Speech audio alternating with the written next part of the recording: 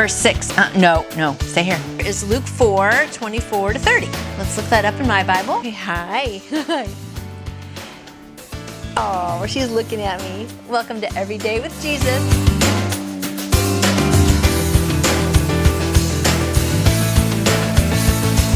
Or as we see ourselves. That's okay, come in. That's okay.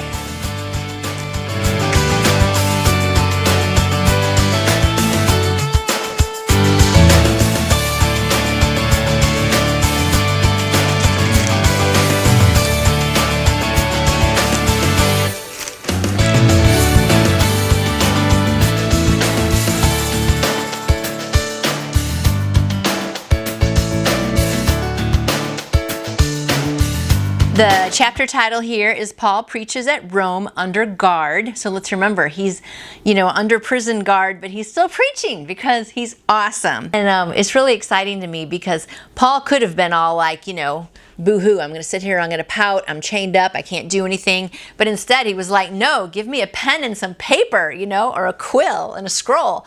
And he spent all that time just writing letters. And what a treasure we have in this Bible. I mean, at the end of the New Testament, all these books of the Bible are actually letters from Paul.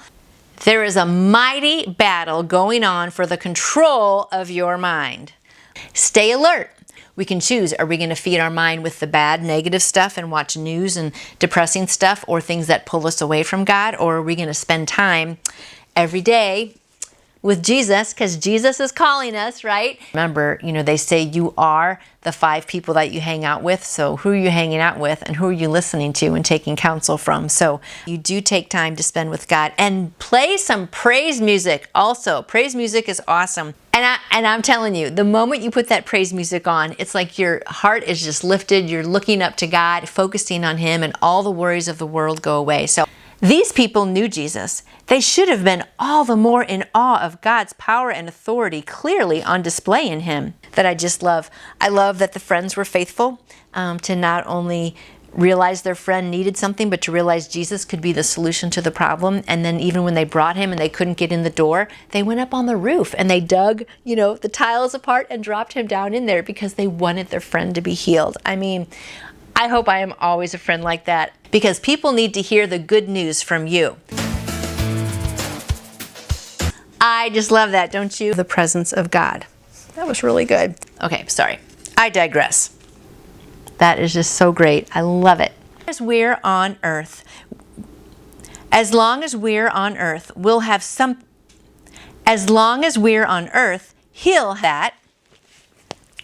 Turn the page. Okay.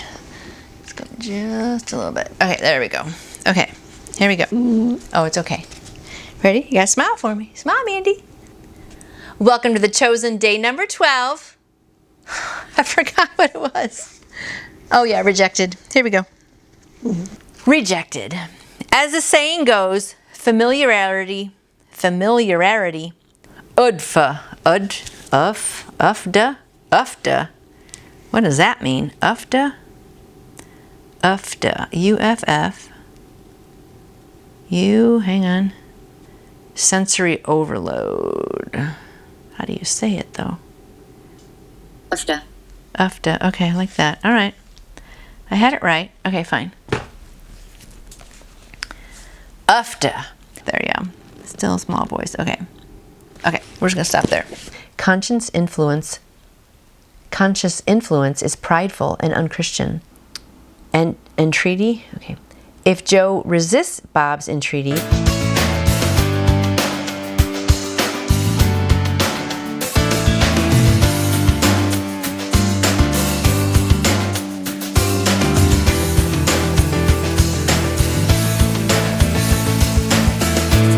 wait quietly in my presence. This is going to be good. I love all the ones that just have us wait.